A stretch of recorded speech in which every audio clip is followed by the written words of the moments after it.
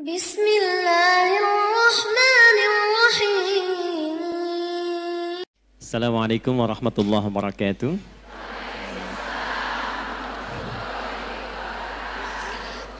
Alhamdulillahi rabbil alamin. Wassalatu wassalamu ala rasulina al-karim nabiyyina Muhammadin al-amin wa ala alihi wa sahbihi ajma'in. Wa ba'd. Faya ibadallah, ahbaballahi wa ahbaba rasulihi sallallahu alaihi wasallam, usi nafsi wa iyyakum bitaqwallahi faqad fazal muttaqun fala tamutunna illa wa antum muslimun. Faqala ta'ala ya ayyuhalladzina amanu taqullaha haqqa tuqatih wa la tamutunna illa wa antum muslimun.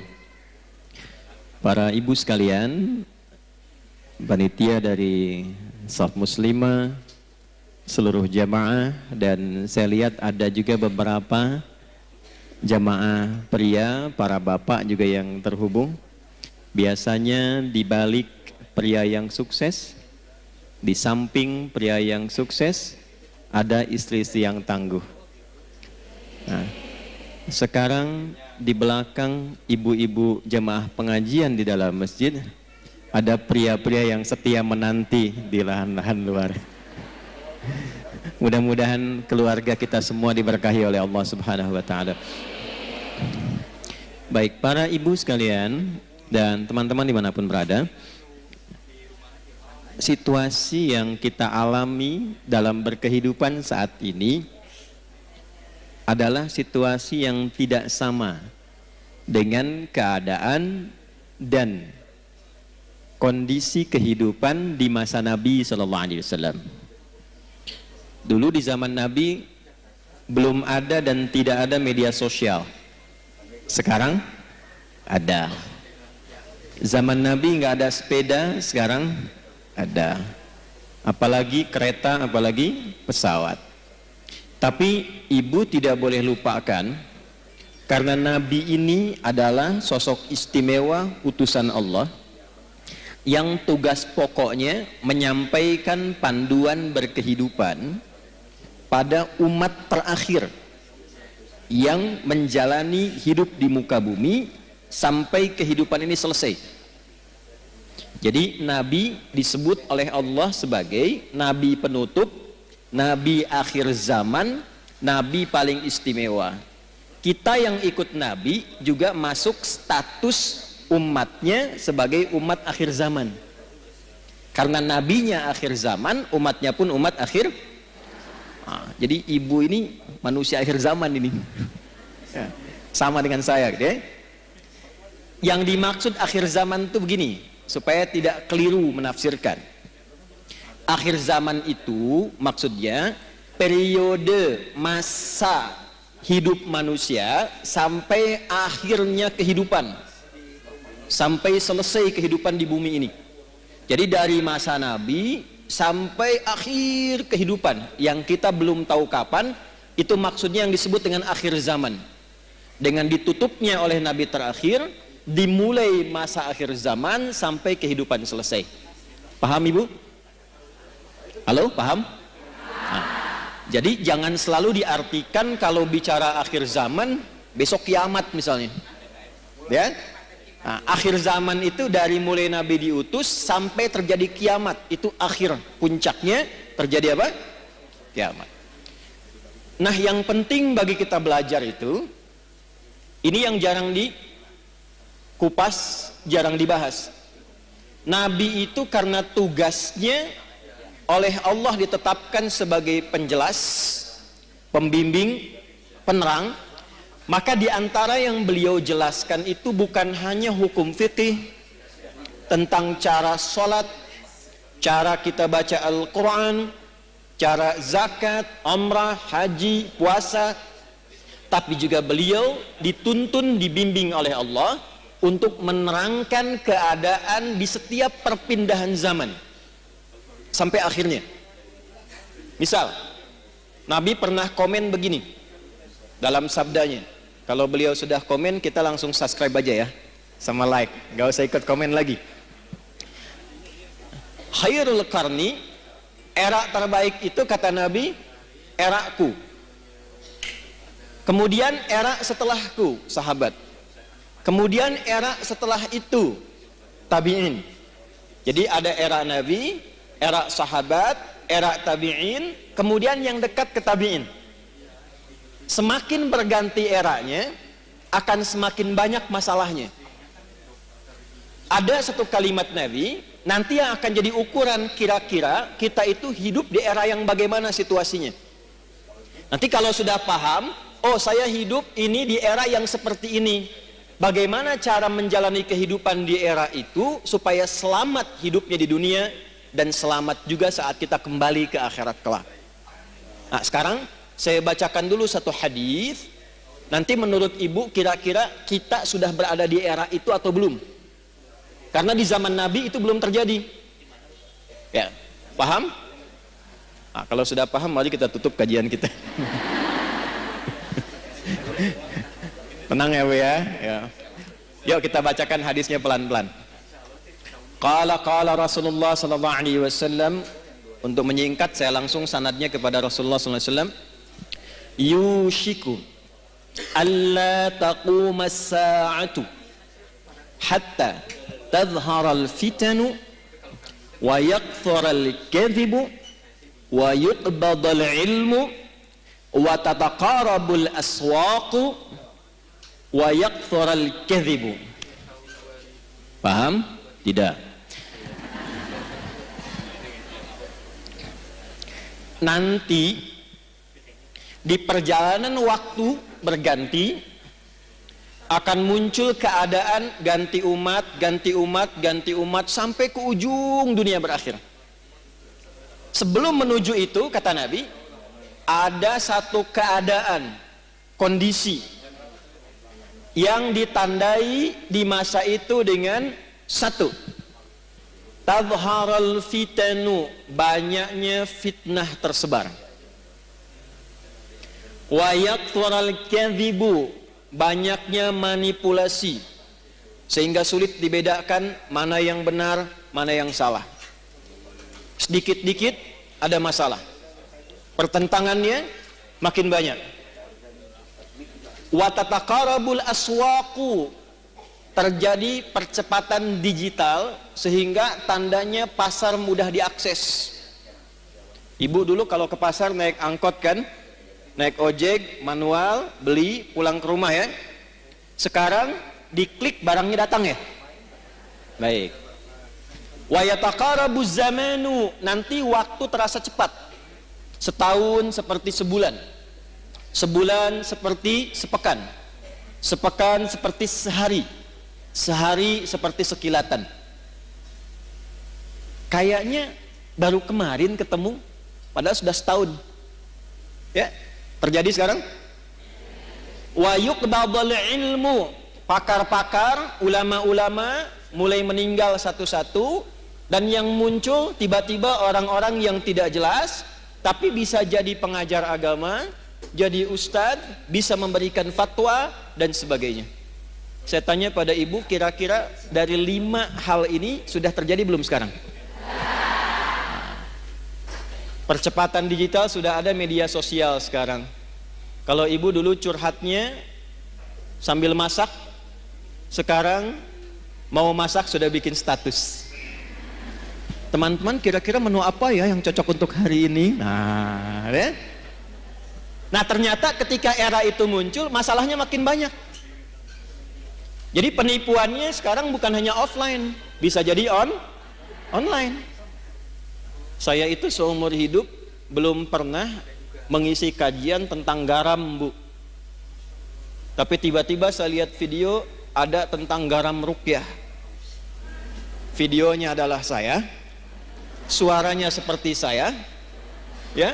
Dan video yang diambil itu video yang menerangkan tentang bersih-bersih, mandi besar. Kemudian dicuplik videonya, diganti frekuensi suaranya menjadi dagang garam ruqyah. Anda bayangkan? Pernah lihat? Berarti sudah terjadi belum eranya? Sekarang pertanyaannya, ketika masalahnya makin banyak, pertentangannya makin rumit, kadang sulit dibedakan mana yang asli, mana yang palsu, bagaimana cara kita selamat melewati masa itu, sehingga apapun tugas yang kita jalani dalam kehidupan, ibu sebagai istri, sebagai ibu rumah tangga, mungkin juga berkarir dan sebagainya, bagaimana menjalani pekerjaan dengan selamat dan kembali kepada Allah dengan bahagia dan mendapatkan rahmat Allah Subhanahu wa taala. Jangan dulu amin, kita bahas dulu ya. Saya nggak akan tanya ibu kelihatan apa enggak ya. Kelihatan? Belum. Emang belum saya tulis, bisa kelihatan. Ya, satu, kita kasih dalilnya dulu ya, supaya nanti ada landasan di Al-Qur'annya bagaimana, di hadisnya seperti apa. Judulnya Panduan Selamat Dunia Akhirat berdasarkan petunjuk Al-Qur'an dan Sunnah Nabi SAW. Satu, Al-Qur'an surah ketiga Ali Imran ayat 102. Saya kotaki, mohon maaf. Ini nanti diantara ayat yang tiap pekan oleh Nabi disampaikan dalam kesempatan khutbah Jumat. Para suami, para ayah, lelaki itu dikumpulkan di masjid untuk membawa isi ayat ini supaya pesannya disampaikan ke rumah. Jadi penting saya sampaikan pada para laki-laki yang Jumatan, ini bukan kalimat formal untuk membuka hanya sekedar khutbah, bukan. Tapi pesannya bawa ke rumah, jaga istrinya, jaga anaknya, jaga keluarganya dengan isi ayat ini. Dua, kita lanjutkan ke hadisnya. Turunan dari ini ditemukan di hadis riwayat Muslim. Imam Muslim nomor hadis yang ke-8. Periwayatnya sahabat Umar bin Khattab radhiyallahu taala anhu. Dah? Ini punya cabang 5. 1 2 3 4 5.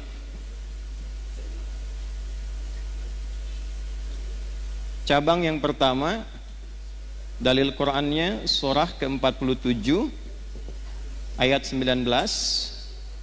Turunannya surah paling favorit di muka bumi, Quran surah ke-112 Al-Ikhlas.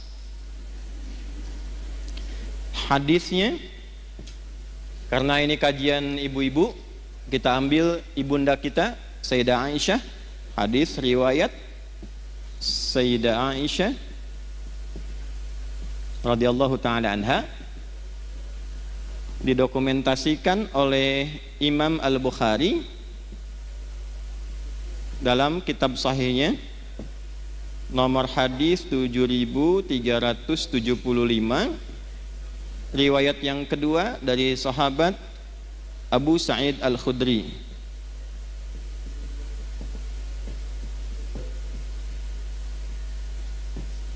Masih di Al-Bukhari. Ini sudah saya cek ya Bu ya, insya Allah betul. Nomor hadis 7374. Sudah? Ini kisi-kisinya, ada yang bawa mobil tadi, Kijang Toyota Sport yang lama, yang biru dongker, platnya 1427 MC. Nah itu ada tulisan di atasnya itu nanti surat yang terkait dengan ini. Di depan ada mobil parkir tadi saya lewat. Nomor platnya 1427 MC itu di belakang. 2, ini turunannya Quran surah kedua di ayat 45 sampai 46 plus Quran surah ke-29 ayat ke-45. Hadisnya kita ambil yang sahih juga, hadis riwayat Al-Bukhari, juga hadis riwayat Muslim yang meriwayatkan sahabat Abu Hurairah. Karena Al-Bukhari sudah, kita masukkan yang Muslimnya supaya lengkap. Nomor hadis 393 sampai 397. Kemudian yang tokoh yang mengalaminya namanya Khalad. bin Rafi' Az-Zuraiqi. Nah, sampai ke tokohnya kita cari supaya maksimal. Ya, kita mulai ya. Setiap pekan dalam kesempatan Jumat, Nabi senantiasa membuka khutbahnya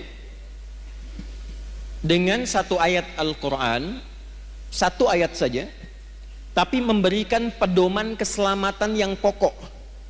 Gampangnya gini, kalau ibu ingin selamat di dunia ini, aktivitasnya apapun, mau ibu pebisnis, pedagang, di rumah, jadi perawat, apapun itu, suami kerjanya apapun, ingin selamat kehidupannya di dunia, sampai dijamin selamat pulang ke akhirat, maka pokoknya ada di ayat ini. Jaga ayat ini, amalkan isinya, pekerjaan apapun insya Allah selamat. Ayatnya ada di Quran surah ketiga Ali Imran di ayat 102 yang tadi saya baca di awal pembukaan kajian. A'udzubillahi minasyaitonirrajim.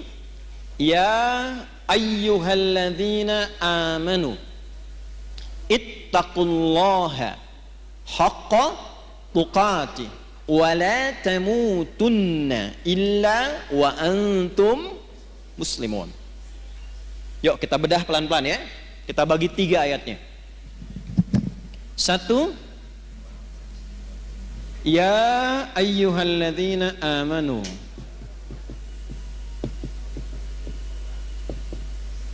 2, ittaqullaha haqqa tuqatih. 3, wala tamutunna illa wa antum muslimun. Ini mohon maaf saya tulis dengan khot saka ya. Kan khot itu ada khot nasakh, thuluth, ada ruk'ah, ada farisi. Nah ini jenisnya khot saka, khot paling kontemporer. Saka itu singkatan, saka hoyong, supaya cepat. Ya ayyuhalladzina amanu. Mau dibahas singkat atau dibahas detil? Oke. Ya, disebutkan 361 kali dalam Al-Quran. Fungsinya untuk memanggil, harfun nida. Nah, huruf memanggil itu di bahasa Arab ada 14. Ada a, ada ya, ada aya, ada wa, dan seterusnya. Tapi di Al-Quran yang disebutkan ibu, penting ini catat, itu hanya 1 dari 14 ini. Ini qadarallah kajian kami yang terakhir di disertasinya membahas tentang kajian gramatikal Quran 30 juz dari Al-Fatihah sampai An-Nas. Nah, iya ini satu-satunya huruf panggilan yang disebutkan dalam Al-Quran. Ternyata rahasianya yaitu memiliki fungsi, memiliki dan mewakili seluruh fungsi huruf-huruf nida yang lain. Misal, huruf nida itu huruf panggilan, Bu. Ya, ibu nida, ibu panggilan. Dipanggil suami, panggil anaknya dan sebagainya. Ya, memanggil yang dekat. Ya, memanggil yang menengah. Ya, memanggil yang jauh. Ya, bisa untuk minta tolong. Ibu sedang tawaf, tiba-tiba misalnya ada kondisi tertentu, kejepit, terus minta tolong. Ibu tinggal panggil dengan 1 huruf. Ya, nengok semua tuh. Ya, yang dekat, yang menengah, yang jauh. Nidaul qarib, nidaul mutawassit, nidaul ba'id. Pelan-pelan. Ayyuha disebutkan 150 kali dalam Al-Quran. Ayyunya namanya munada kalau di ilmu nahwu, berfungsi menguatkan hukum. Haknya namanya hak tanbih, berfungsi mengingatkan.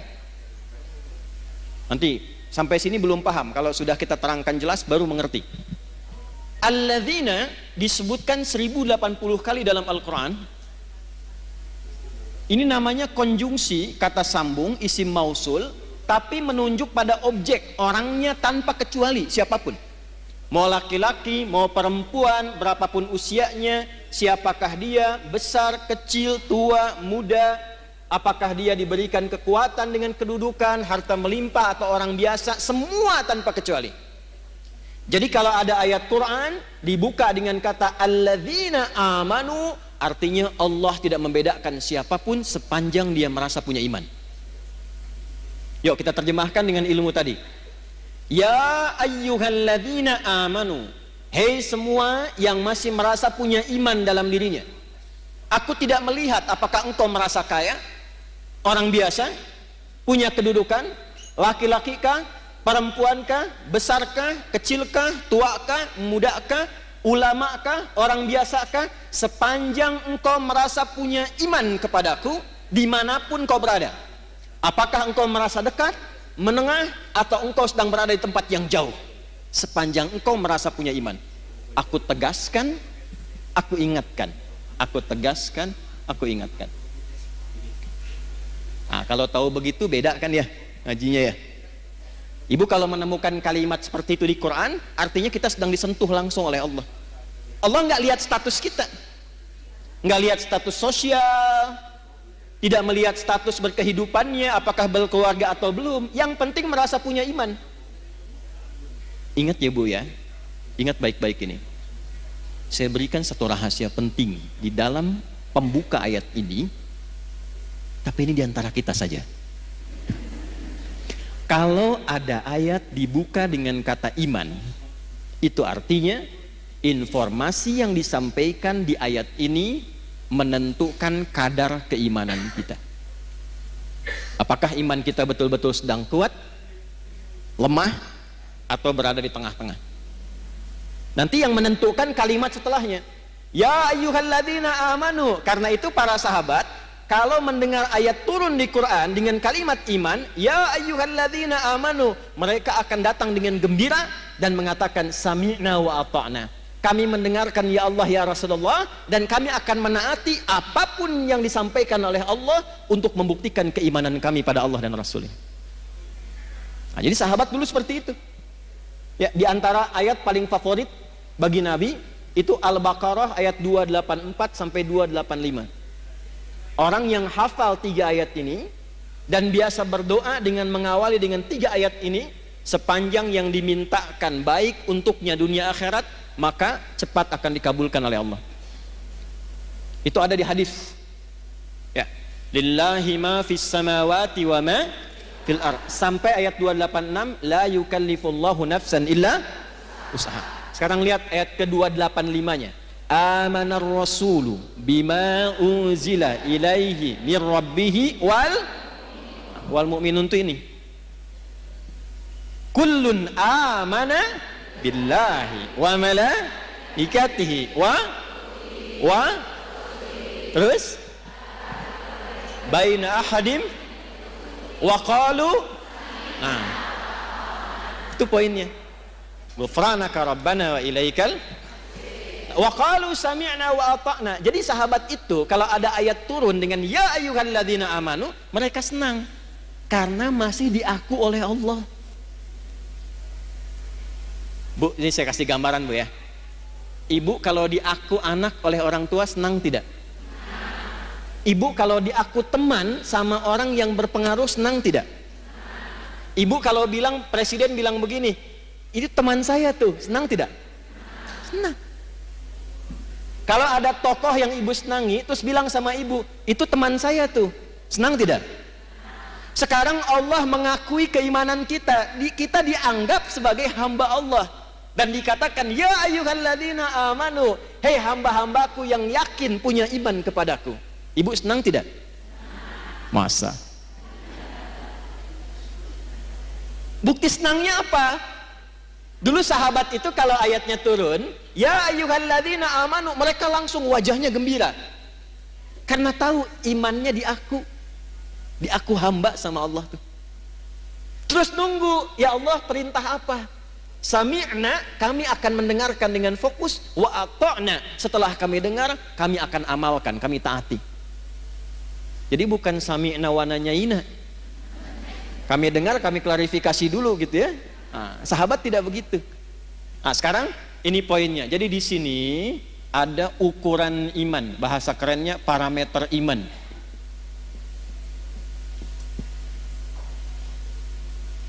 Rumus pertama, kita belajar rumus. Kalau ibu ingin mengukur keadaan imannya, ingin tahu nih, sedang kuat, biasa-biasa, atau sedang lemah, ibu keluarkan semua ayat di Quran yang ada kata iman di awalnya. Lalu lihat setelah itu informasinya. Kalau ibu sudah mengamalkan informasi itu dengan semangat, artinya imannya sedang kuat. Contoh, kalimat iman pertama di Al-Quran ada di Al-Baqarah ayat 3. Alladzina yu'minuna bil ghaib.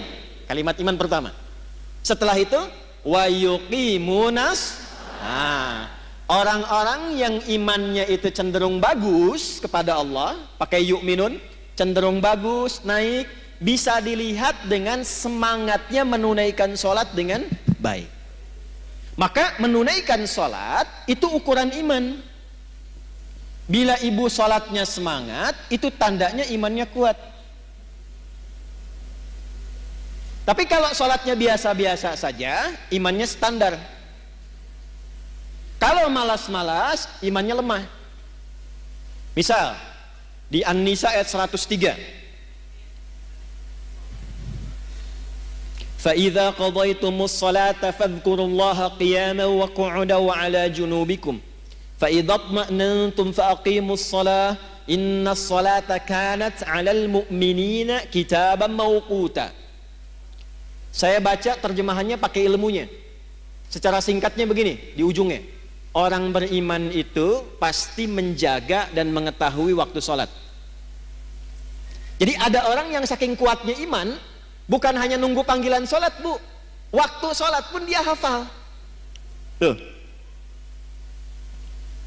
subuh jam berapa tadi? Nggak usah lihat kesini. Jam berapa? 4:17, 4:20, 18. Terjadi perbedaan pendapat tentang waktu sholat subuh. Gak apa-apa, ini menunjukkan ibu berada dari daerah yang berbeda-beda, ya. Kiara Condong, Soreang, ya. Alhamdulillah. Karawang, ada, masya Allah. Bekasi, baik, ya. Bekasi memang agak jauh dikit. Nih, kita ambil tengah-tengah subuh 4.18 misal. WIB, waktu Indonesia bagian Bandung. Adzan di Istiqamah. Allahu Akbar, Allahu Akbar. Ibu dengar 4.18. Begitu ibu dengar adzan, ibu langsung siap-siap. Dipanggil sholat, langsung siap-siap. Nah, ini menunjukkan imannya ibu itu standar. Nah, belum kuat. Awas, hati-hati. Suami ibu kerja di kantor jam 7 masuknya, datang jam 7, standar tidak? Standar. Kalau suami ibu datang jam 6, nah itu melebihi standar istimewa. Dipanggil 4.18, ibu sadar dan siap-siap 4.18, standar tidak? Standar, belum kuat.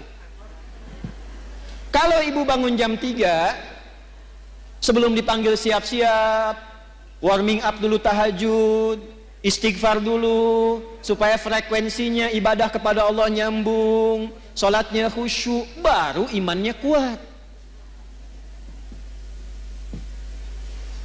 Tapi kalau dipanggil 4.18, baru bangun 8.14, nah, itu iman lemah. Jadi yang ini, yang kuat, ini orang yang merasa dekat dengan Allah. Saking dekatnya dia siap-siap sebelum dipanggil. Yang ini yang standar, yang menengah, kapan dipanggil, datang. Yang ini udah dipanggil-panggil masih ngitung, dah qomat belum? Duhurnya masih lama. Ini. Sehingga merasa agak jauh jaraknya. Ya ayyuhalladzina amanu, ya-nya berfungsi. Hei, baik engkau yang merasa dekat denganku, yang biasa-biasa, ataupun yang merasa jauh dariku, sepanjang engkau masih merasa punya iman. Aku tetap mengakui engkau sebagai seorang hamba. Amalkan amalan ini. Kalau diamalkan, yang imannya lemah bisa kuat, yang biasa-biasa bisa semakin dekat dengan Allah, dan yang sudah dekat akan menjadi kualitas iman yang istimewa. Jelas sampai sini? Jadi kalau ibu menemukan kalimat di Quran, ya ayyuhalladzina amanu, setelah itu ada kalimat, ada informasi, amalkan isinya, karena isi ayat itu sejatinya ingin mendidik kita supaya membangun hubungan lebih kuat dengan Allah Subhanahu wa taala. Itu maksudnya. 2. Ini saya kotaki. Ibu tanya, bagaimana cara saya meningkatkan iman ya Allah? Saya ingin naik standar dari yang biasa-biasa, naik ke iman yang lebih kuat. Saya ingin iman saya yang terlihat sekarang lemah, sehingga rapuh, ada masalah juga, sering pesimis, ada tekanan cepat jatuh. Saya ingin menguatkan diri saya supaya lebih dekat denganmu ya Allah. Bagaimana caranya? Maka Al-Quran tidak berhenti dengan hanya menyampaikan informasi tingkatkan imanmu. Diteruskan dengan panduan, kalau engkau ingin meningkatkan imanmu, ingin membangun kedekatan lebih dengan Allah, maka caranya ittaqullaha haqqa.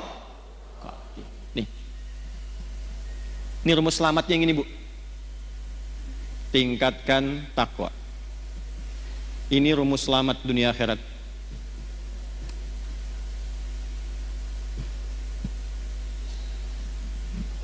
Ya, tahan ya, karena itu saya kotaki. Tingkatkan apa? Pelan-pelan. Jadi kalau ibu bertanya, apa rumus selamat dunia akhirat dalam Al-Quran dan hadis? Bahasa Qurannya sederhana. Tingkatkan takwa secara serius dan benar. Tingkatkan takwa secara serius dan benar.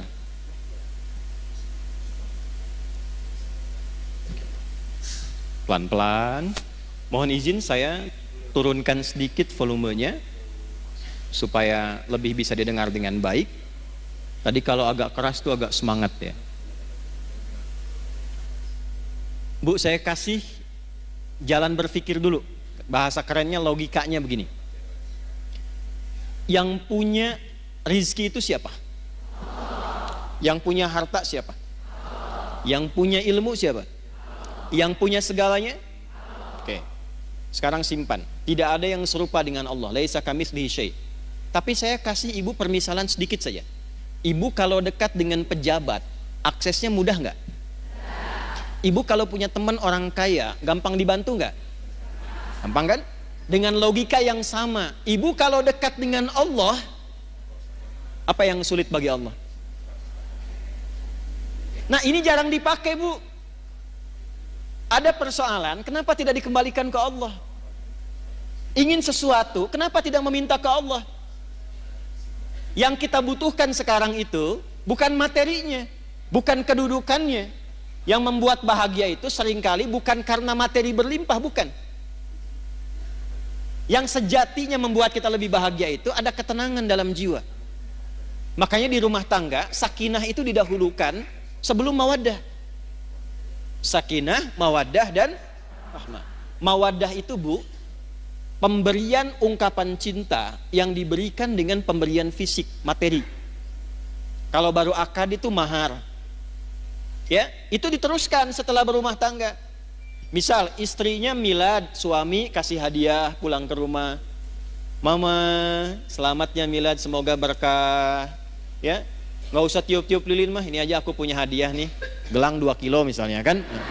Misal gitu. Nah, suami juga begitu. Misal suami promosi jabatan dapat, atau dia merasa bahagia, ibu masakkan kue kesukaannya, itu mawaddah Bu. Itu mawaddah namanya. Jadi ada rasa cinta yang timbul karena berbagi hal materi, itu mawaddah. Tapi pertanyaannya, kenapa sakinah mendahului mawaddah? Karena sebanyak apapun harta dikumpulkan, kalau tidak ada ketenangan di rumah tangga, itu hampa kehidupannya. Saya kan sering tanya ibu kan, ini terakhir saya mau tanya lagi nih, ibu pilih mana? Kaya tapi gelisah atau miskin tapi tenang? Tidak ada pilihan ketiga, dua aja. Dua aja. Saya tahu, saya belum bilang pun lihat wajah ibu sudah paham, saya pasti cari yang ketiga. Kaya tapi gelisah atau miskin tapi tenang?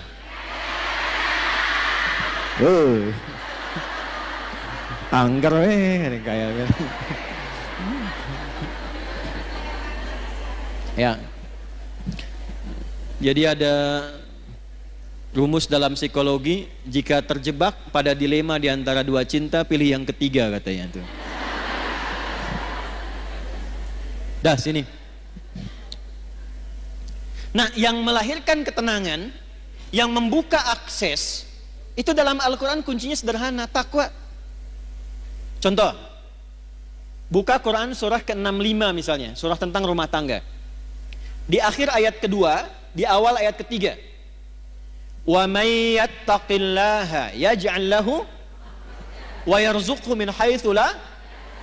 Siapapun yang ingin meningkatkan takwanya kepada Allah, pakai man itu sifatnya individu per orang. Jadi Allah nawarin gini bu, bukan ke banyak-banyak semua, tidak, ke setiap orang. Jadi ibu kalau baca ayat itu, rasakan ayatnya untuk kita. Saya kalau baca ayat itu saya posisikan begini, hei Adi Hidayat, bawa secara personal ke pribadinya. Wa may yattaqillaha, dan siapapun, hei fulan, hei fulana, yang mau meningkatkan takwanya kepada Allah, yaj'al lahu, sesulit apapun persoalan yang dia alami, aku berikan solusi dan jalan keluarnya. Jadi ada orang bu, ada orang yang dalam hidupnya seakan tidak pernah punya masalah. Bukan gak ada masalah, tapi karena saking tinggi takwanya, saat dia akan menghadapi masalahnya, diringankan oleh Allah karena sudah diberi jalan keluar sebelum dia menghadapinya. Ibu kenal Siti Maryam? Bagus, ada yang kenal sana tuh. Kalau kenal langsung saya tutup kajian kita hari ini. Loh, Sayyidah Maryam itu siapa? Nah ini masalahnya, ibu punya ayat tentang perempuan, An-Nisa. Ada tokohnya Maryam, cuman jarang dibaca. Ibu keluarkan isinya, lihat sejarahnya. Maryam itu ketika akan terlahir, itu ibunya berharap lahirnya laki-laki. Karena ada berita dalam kitab suci sebelumnya, di masa ibunda itu tinggal, namanya Hannah, suaminya Imran. Ada tanda-tanda akan lahir dari rahim seorang perempuan terbaik di masa itu, seorang nabi dan rasul. Semua sepakat Hannah itu orang terbaik, perempuan paling solihah di masanya, suaminya saleh. Kemudian ketika mengandung, berharapnya laki-laki. Imronnya meninggal sebelum lahir anaknya. Begitu lahir, lahirnya perempuan. Ibu pengen laki-laki, keluar tiba-tiba perempuan. Nah anak ini unik bu, nanti kalau dalam kajian lain fikih rumah tangga, kita akan bahas salah satunya hikmah tentang anak. Kenapa kok bisa pengen laki-laki keluar perempuan, pengen perempuan lahir, pengen cepat tiba-tiba lambat, pengen ditunda tiba-tiba lahir lagi. Enggak, itu ada hikmahnya. Tapi saya mau langsung masuk ke Maryam. Begitu lahir perempuan, beliau langsung berkata begini, ya Allah perempuan. Quran surah 3 ayat 36. Takwanya ayat 37-nya. Falamma wada'atha qalat rabbi inni wada'tuha untha.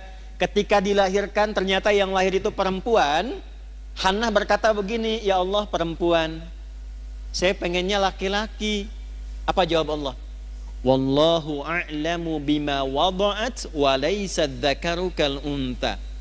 Allah lebih mengetahui hikmah rahasia di balik kelahiran setiap anak.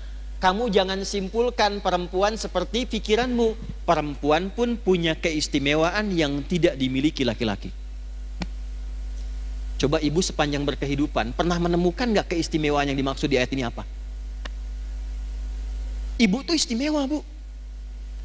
Nanti Pak pas pengajian bapak-bapak saya bahas yang laki-laki Pak, tenang. Enggak, saya katakan gini, ini ayat turun saat perempuan itu direndahkan Bu. Ya, direndahkan, dianggap bahkan tidak sempurna. Ada ibadah di satu keyakinan, kalau isinya masih perempuan belum bisa berlangsung. Ada disamakan dengan sosok yang sangat tidak baik dan sebagainya. Jadi saat perempuan direndahkan, Islam datang dengan ajaran mengangkat derajat perempuan dan mengatakan perempuan punya keistimewaan yang tidak dimiliki laki-laki. Lalu wa inni sammaituha Maryam, diberi namalah anak perempuan itu dengan nama apa? Maryam. Yang mau saya katakan bukan Maryamnya. Yang mau saya katakan, hal pertama yang dilakukan oleh ibunda Maryam, Hannah, itu melatih Maryam supaya membangun kedekatan lebih dengan Allah. Jadi yang diajarkan pertama kali Bu, ya, yang disiapkan itu bukan bagaimana nanti bajunya, bagaimana popoknya, bagaimana seluruh fasilitas dunianya. Ya, kalau didapati kan era sekarang walau tidak semuanya, kalau mau lahiran kan banyak disiapkan itu perlengkapan lahirannya kan. Pernah nggak terfikir ketika anak ini lahir, yang terfikir pertama bagaimana anak saya ini bisa dekat dengan Allah? Itu dulu. Bagaimana anak saya yang lahir kenal Allah? Sehingga ketika dia dekat, hisab saya ringan di hadapan Allah, saya pulang. Itu poinnya. Berapa di antara ibu muslimah yang ketika mengandung dan melahirkan memiliki cara berpikir seperti ini? Ketika lahir, yang dia pikirkan bagaimana anak saya bisa kenal dengan Allah. Sekarang ibu lihat apa yang terjadi. Ketika anak ini didekatkan dengan Allah bahkan sejak dalam kandungan. Ayat 35-nya itu sudah didekatkan dengan Allah Bu dalam kandungannya. Idh qalat imra'atu Imran rabbi inni nadhartu laka ma fi batni muharraran fataqabbal minni. Ketika istrinya Imran memberikan inspirasi kepada perempuan-perempuan di muka bumi, para muslimah.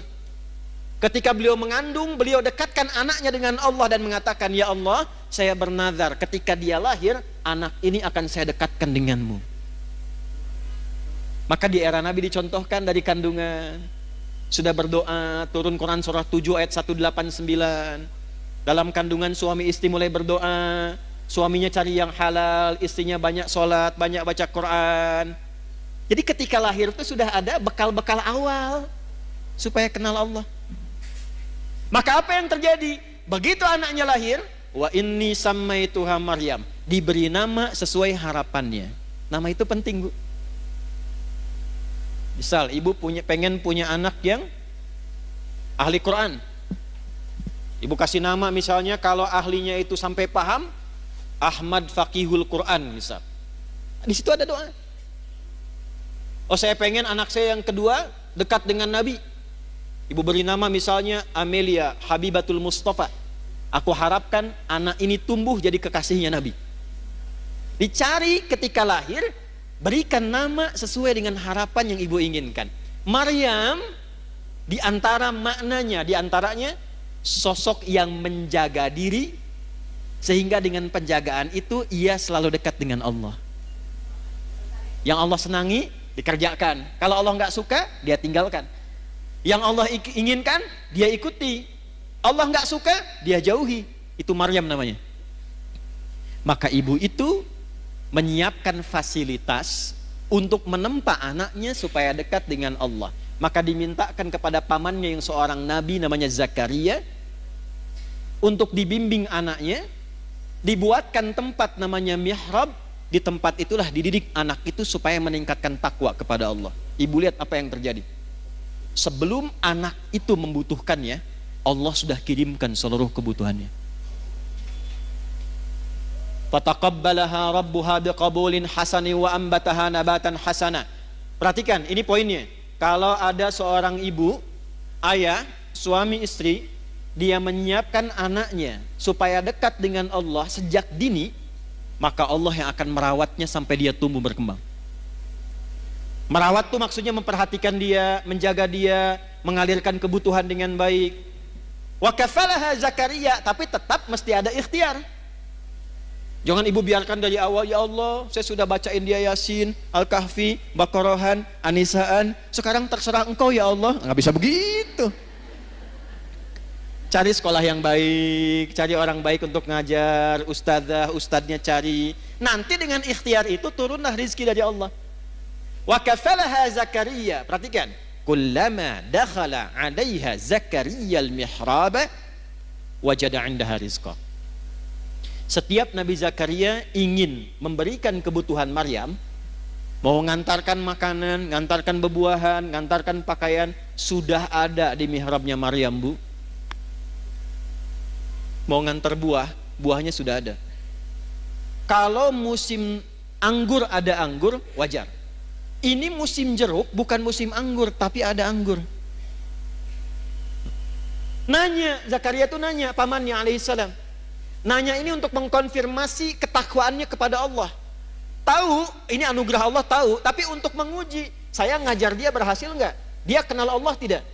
Maka ditanya oleh pamannya, ya Maryamu anna laki hadza. Maryam dari mana semua ini? Perhatikan jawabannya. Anak yang dikenalkan dengan Allah sejak dini, maka yang keluar di lisannya kalimat-kalimat yang menyucikan Allah. Subhanallah, alhamdulillah, Allahu akbar. Maka apa yang keluar di lisan Maryam? Qalat huwa min indillah. Paman, semua ini anugerah Allah. Innallaha yarzuqu may yasha bighairi hisab. Allah akan mengalirkan rizki pada hamba yang dikehendakinya tanpa batasan. Siapa hamba yang dikehendaki di sini? Yang meningkatkan takwa. Ini. Jadi kalau anak-anak ibu dari awal didekatkan, dikenalkan dengan Allah, itu yang keluar nanti kenal Allah, Bu. Saya pernah lihat satu video dulu, ada anak mau disuntik masih kecil. Yang keluar tuh subhanallah, astagfirullah, dosa apa aku ya Allah, astagfirullah, gitu. Ya kan? Tapi tidak sedikit juga anak-anak yang mau disuntik harus dikenalkan dengan mainan dulu gitu kan, dan sebagainya. Tidak salah, tidak. Tapi kalau ingin dijaga, dirawat oleh Allah, maka kenalkan sejak dini. Maka Bapak Ibu, Bapak tuh ada Bapak di sana, Ibu di sini, supaya terbawa juga suasananya. Yang mau saya tegaskan yang pertama, apakah itu hanya berlaku untuk Maryam atau umum? Kita bisa dapat nggak? Dari mana taunya? Kembalikan ayatnya di Quran. Maryam ini hanya contoh. Seperti Nabi Ayub contoh kalau sakit amalnya bagaimana. Seperti Nabi Yunus contoh kalau sedang kena musibah amalnya seperti apa. Seperti Nabi Ibrahim contoh kalau jadi ayah yang sibuk memperhatikan anak bagaimana. Contoh. Petunjuknya ada di Quran. Jadi kapanpun kita hidup, keluarkan ayat ini, maka kita berpeluang mendapatkan yang sama seperti Maryam mendapatkannya. Maryam Nabi bukan? Bukan. Rasul bukan? Perempuan? Solihah? Takwa? Dapat. Ibu Nabi bukan? Sama dengan Maryam. Rasul bukan? Sama dengan Maryam. Perempuan? Sama dengan Maryam. Ibu sama solehnya dengan Maryam. Itu yang beda. Nah, tinggal ini yang ditingkatkan. Maka ayatnya balik lagi ke surat ke-65. Wa may yattaqillaha yaj'al lahu. Bukan hanya Maryam, siapapun. Dulu ada Maryam, sekarang misalnya ada Iis, ya, ada Ina, ada Eti, ya. Ada Ici, ada macam-macam lah, silahkan gitu kan. Ada Siti, ada macam-macam. Silahkan siapapun namanya, karena kalimat Qurannya nawarkan umum untuk personal. Man, kamu mau tingkatkan takwa, aku berikan hal yang serupa. Bu, tolong catat ini ya. Tidak ada orang hidup tidak punya masalah, itu nggak ada. Nggak ada. Saya ulangi ya. Tidak ada orang hidup yang tidak punya masalah. Masalah itu Allah kirimkan bukan ingin membuat kehidupan kita bermasalah, bukan. Tapi ingin meningkatkan kualitas kehidupan kita agar lebih baik dari sebelumnya. Karena kalau tidak diuji, Bu, kemampuan kita tidak keluar. Anak-anak ibu yang sekolah itu, ada ujian nggak? Kalau nggak ada ujian, itu ibu nggak akan tahu anak ibu tuh benar nggak belajarnya. Ilmunya dapat enggak? Untuk menguji bahwa dia sudah dapat ilmu, punya kemampuan baru, mesti ada ujian. Nanti kalau sudah pintar, naik kelas dia, menghadapi masalah yang baru. Dengan logika yang sama, hidup juga begitu. Kalau datang masalah, berbahagialah, karena ketika Allah kirimkan masalah itu, bukan ingin membuat kita bermasalah, bukan. Tapi supaya kemampuan kita bertambah, dan memudahkan kita mengatasi berbagai macam persoalan kehidupan berikutnya. Cuma kalau ibu ingin cepat mengatasi masalah itu, dibuat gampang oleh Allah. Caranya tingkatkan takwa. Sehingga setiap masalah yang datang, sebelum datang diringankan dulu oleh Allah. Seakan-akan gak ada masalah. Ustadz juga sama, Bu, punya masalah. Serius. Bahkan masalahnya kadang itu lebih banyak dari ibu. Tuh masalah ibu ditanyakan juga ke saya. Nanti ada pertanyaan tuh. Di poinnya ini, siapa yang mau bahagia angkat tangan? Udah cukup turun. Ya. Ternyata rumus bahagia bukan harta, bukan kedudukan. Itu banyak public figure kaya-kaya menikah sebulan 2 bulan masalah. Ternyata faktornya bukan karena terkenal, bukan karena harta. Yang ingin bahagia, rumusnya takwa. Quran surah kedua di akhir ayat 189. Ayat 189 di surah Al-Baqarah ditutup dengan kalimat begini, wattaqullaha la'allakum tuflihun. Jika engkau ingin bahagia, maka tingkatkan takwamu kepada Allah. Bertakwalah kepada Allah, maka hidupmu cenderung bahagia. Siapa yang ingin pintar, ya kan? Yang kepintarannya berkali lipat, ternyata rumusnya takwa. Ditemukan di mana? Di Quran surah kedua Al-Baqarah di akhir ayat 282. Ayat paling panjang di Al-Quran, menyampaikan ilmu yang termasuk rumit, tapi ditutup dengan kalimat wattaqullaha wa yu'allimukumullah. Engkau tingkatkan takwamu kepada Allah, Allah tambahkan dan ajarkan pengetahuan-pengetahuan yang mudah. Ini kuncinya.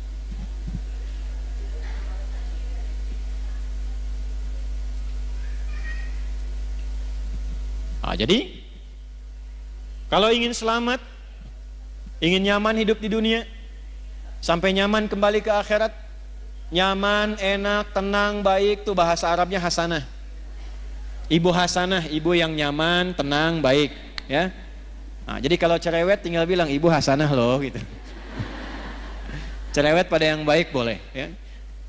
Rabbana atina fid dunya wa fil akhirati wa qina. Itu rumusnya takwa. Jelas sampai sini? Sekarang pertanyaannya begini, kalau saya ingin meningkatkan takwa, caranya bagaimana? Kan tadi ingin selamat, meningkatkan iman, caranya dengan apa? Ingin meningkatkan takwa, caranya bagaimana? Maka Al-Quran langsung memberikan petunjuk. Udah gak usah banyak-banyak, gak usah pusing-pusing, fokus pada yang 5 ini saja. Ada berapa caranya? Yang 5 ini, ibu tolong bikin tabel. Tabel tuh bagan begini bu ya. Ini nih. Bikin kotak. Terus sama ibu di sini kasih nomor bu. 2, 3, 4, 5. 1, 2, 3, 4, 5. Sudah? Ini tuliskan amalnya, nomor, amal, ini checklistnya. Buat di apa bahasa soreangnya, dicontreng, ya. Nah gitulah. Lihat sini. Saya ingin meningkatkan iman, caranya dengan takwa. Dengan takwa hidup saya mudah. Dengan takwa hidup saya nyaman, dengan takwa insya Allah terjamin selamat dunia akhirat. Bagaimana cara meningkatkan takwa? Bagian ketiga ini. Wala tamutunna illa wa antum. Wawunya pakai ataf. Dan jagalah takwa ini sepanjang engkau hidup. Jangan sampai engkau wafat kecuali engkau menjaga takwa ini. Bagaimana cara menjaganya ya Allah? wa antum muslimun. Jagalah 5 pokok yang takwa sebagai seorang muslim. Di terjemahan diartikan kecuali engkau menjadi seorang apa? Muslim. Muslim itu artinya orang yang mengamalkan Islam. Saya ulangi. Muslim itu artinya orang yang mengamalkan apa? Ibu senang bahasa Arab gak? Kenapa pelan suaranya? Kalau enggak jawab aja, enggak gitu, enggak apa-apa Bu, enggak harus pelan-pelan. Ya, jawab Bu ya, jawab. Kecuali kalau akad nikah diam bisa. Ya, kalau ibu dilamar, anak ibu misalnya ya, dilamar, diam. Itu harus pastikan Bu. Diam itu tanda setuju. Kalau tidak setuju jawab. Karena kaidah usul fikihnya mengatakan begini, as-sukutu alamatu heeh. Diam itu tanda setuju. Ya. Nah, kalau pertanyaan begini disampaikan, nah kita tinggal gambarkan saja kecenderungannya kemana untuk diulas. Ibu senang bahasa Arab gak?